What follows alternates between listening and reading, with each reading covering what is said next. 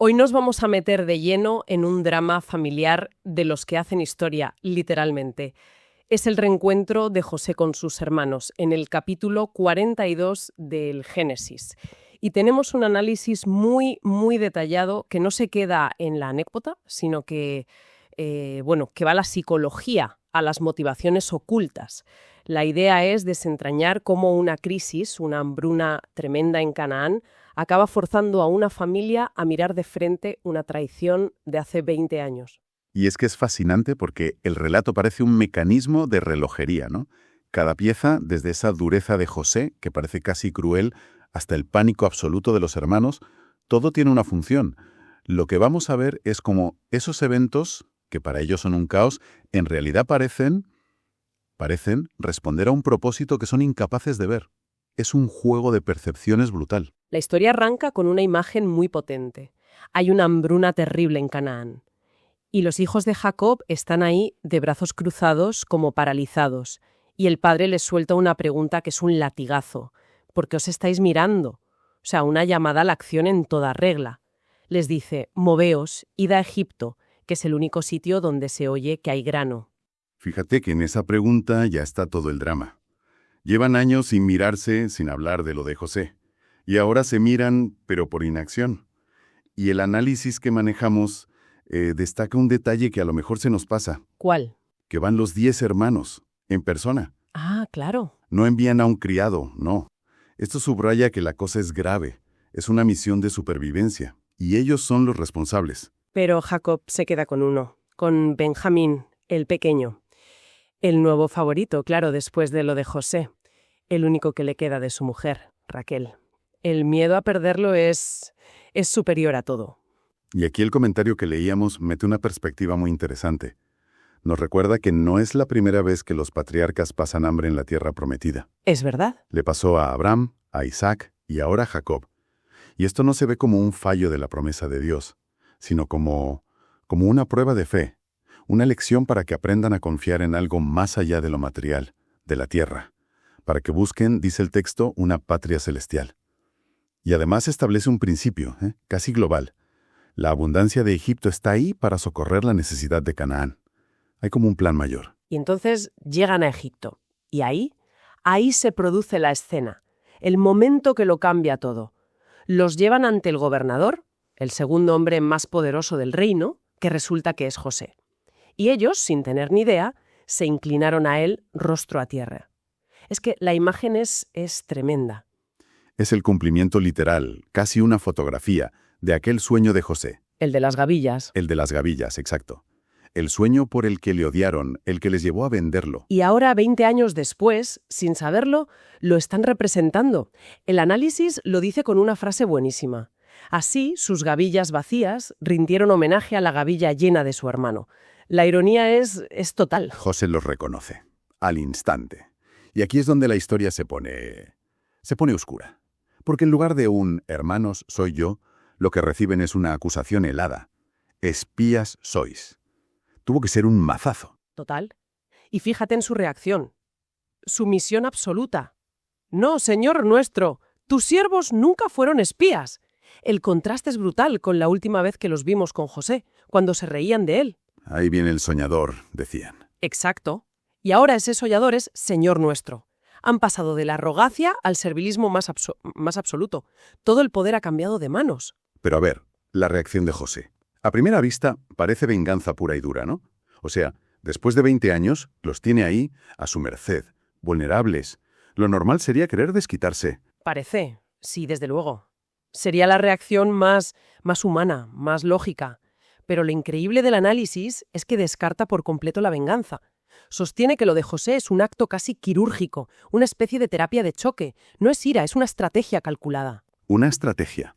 ¿Con qué objetivos? Con dos muy claros. El primero, quiere provocar el arrepentimiento. No le vale un perdón y ya está. Necesita que entiendan lo que hicieron, que sientan en su piel la angustia que él sintió. La que sintió cuando les rogaba y no le escucharon. Exacto. Quiere romper esa coraza que han llevado 20 años. Y el segundo objetivo es más práctico. Necesita información. No ve a Benjamín. Y claro, teme lo peor, ¿Que le hayan hecho lo mismo que a él? Justo. Así que la acusación de espionaje es la forma más rápida de obligarles a contarle toda la historia. Que el padre vive, que hay un hermano pequeño. Y para que la cosa cale, los mete 3 días en la cárcel. Pero al tercer día les hace una propuesta y suelta una frase que lo cambia todo. Les dice, yo temo a Dios. ¿Qué quiere decir con eso? ¿Es una amenaza? Es la clave de todo. Según el comentario, esa frase es una garantía. ¿Una garantía? Sí, es como si les dijera, tengo poder absoluto sobre vosotros. Podría destruiros, pero yo respondo ante una autoridad superior. El temor a Dios aquí es un principio de justicia. Es el freno moral que impide que el poder se convierta en tiranía. Les está diciendo de forma indirecta. Les está diciendo, yo no soy como vosotros. Vosotros no tuvisteis ningún freno para destruirme, yo sí lo tengo. Y es ahí, en esa situación límite, cuando la estrategia de José empieza a dar frutos. Creyendo que el gobernador egipcio no les entiende, se ponen a hablar entre ellos en hebreo. Y ahí se rompe el dique. Después de 20 años de silencio, la culpa sale a flote de forma explosiva. Se dicen el uno al otro, verdaderamente hemos pecado contra nuestro hermano, pues vimos la angustia de su alma cuando nos rogaba y no le escuchamos. Por eso ha venido sobre nosotros esta angustia. Es una confesión en toda regla. Totalmente. Se dan cuenta de que lo que les pasa ahora es consecuencia directa de lo que hicieron entonces. Qué momento, ¿no? Él está ahí, de pie, vestido como un príncipe egipcio, y por dentro se tiene que estar rompiendo, al oír en su idioma, la confesión que lleva media vida esperando. A duras penas aguanta. El texto dice que se tiene que apartar para que no lo vean llorar. Madre mía. Pero vuelve y sigue con su plan. Porque la confesión es el primer paso. Pero no es suficiente. Ahora viene la prueba de verdad. Necesita saber si han cambiado. Y para eso necesita a Benjamín. Por eso retiene a uno de ellos. A Simeón. ¿Por qué a Simeón? ¿Hay alguna razón? El análisis da 2 posibilidades. Una, que Simeón, junto con Leví, tenía fama de ser el más violento de todos. Quizás José lo recordaba como el más cruel en el ataque. La otra, más psicológica, es que quizás en ese momento, mientras los demás confesaban, José vio en él una actitud más desafiante o menos arrepentida. Ya. En cualquier caso, lo aísla. Es una jugada maestra para forzarlos a volver. Y no se queda ahí, añade otro elemento de confusión que ya roza la tortura psicológica, ¿no?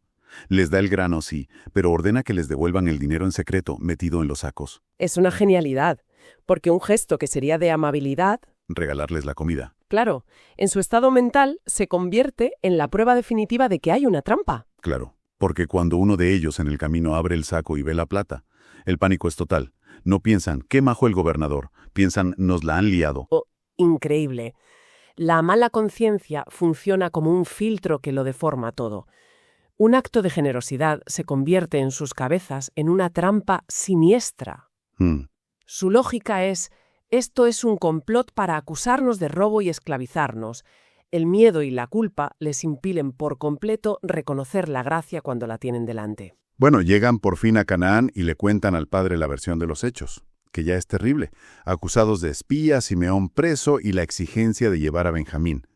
Pero el golpe de gracia viene al vaciar los sacos, sí. Y cada uno encuentra su dinero. Ahí el miedo ya se convierte en pavor colectivo. Claro, ya no es mala suerte, es una conspiración. Para ellos es la confirmación. El gobernador de Egipto quiere destruirlos. No hay otra explicación. Y la reacción de Jacob es de desesperación absoluta. Él solo ve las piezas que tiene delante. José desapareció, Simeón está preso y ahora un desconocido quiere llevarse a Benjamín. Su conclusión es tremenda. Contra mí son todas estas cosas. Es un grito de angustia existencial, vamos. Siente que el universo, que Dios conspira contra él. Desde su punto de vista, cada noticia es un clavo más en su ataúd. Es una cadena de desgracias que solo puede acabar perdiendo al último hijo que le queda de Raquel. Es que es desgarrador, y si te pones en su lugar, su lógica es impecable. Todo apunta a que algo o alguien quiere arrebatarle lo que más quiere. No se le puede culpar por pensar así. No, en absoluto. Y ahí está la genialidad del relato, según el análisis. Nos hace sentir su dolor, su lógica. para luego mostrarnos que esa percepción, por muy razonable que parezca, es justo lo contrario de la realidad. Es un comentario brutal sobre lo limitados que estamos, ¿no? Totalmente, porque la ironía es que todas esas cosas que él cree que van en su contra, Están obrando para su salvación. precisamente, José no está muerto. Está montando el rescate de la familia. Simeón está a salvo. Y el viaje de Benjamín, que él ve como la catástrofe final, es la única llave para la reconciliación y la supervivencia. La distancia entre la experiencia humana del momento, el dolor, el miedo y el propósito final es inmensa. Las palabras de Jacob son trágicas porque, siendo comprensibles, son la antítesis de la verdad. Y su decisión final, que nace de ese miedo, es tajante. No descenderá mi hijo con vosotros. El trauma de José es tan profundo que solo ve la repetición de la tragedia. Hay una desconfianza total hacia sus otros hijos, ¿verdad? La última vez que les confió a un hijo querido, no volvió. Exacto, la herida sigue abierta. Y esa decisión, que nace del amor, en la práctica condena a todos. Cierra el capítulo en un punto muerto, atrapados entre el hambre en Canaán y las condiciones imposibles de Egipto. El peso del pasado, el trauma de Jacob, está paralizando el futuro de todos. Es un final de capítulo muy sombrío, la verdad. Nos deja con una familia al borde del precipicio, con un padre que cree que todo está perdido cuando en realidad está a un paso de recuperarlo todo. Es un drama sobre la culpa, la percepción y las heridas que nunca cierran. Y explora temas que son universales, como un trauma familiar puede envenenar todo durante décadas. El proceso, a veces cruel, de forzar a otros a enfrentarse a lo que hicieron. Y sobre todo, ese desafío tan humano de mantener la esperanza cuando todo a tu alrededor te grita que tengas miedo. Es una historia sobre cómo la reconciliación, a veces, exige pasar por un túnel muy oscuro de dolor. Y esto nos deja con una reflexión final, para darle vueltas. El análisis que hemos seguido, interpreta todo lo que hace José como parte de un plan superior con un fin noble, la redención de su familia. Pero, si lo miramos con ojos puramente humanos, por un momento, ¿dónde está la línea? La línea que separa una estrategia para provocar el arrepentimiento de un acto de tormento psicológico bastante severo. Es una pregunta excelente, porque el método de José es la mentira, la manipulación, provocar un miedo extremo.